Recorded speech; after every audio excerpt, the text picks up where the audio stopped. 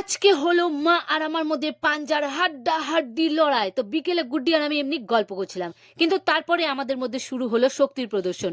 শক্তির প্রদর্শন করতে গিয়ে প্রথমে গুড্ডি আমাকে ওঠায় আর তারপর আমি গুড্ডিকে উঠাই।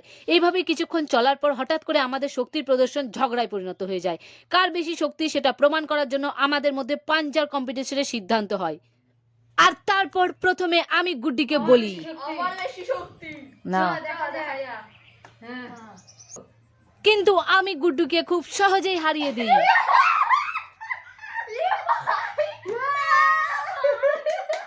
তারপর হয় রাউন্ড 2, কিন্তু সেটাতেও গুড্ডি হেরে যায়।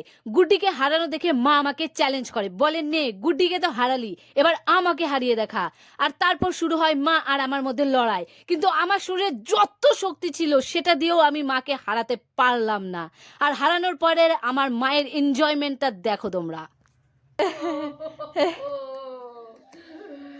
বেচারি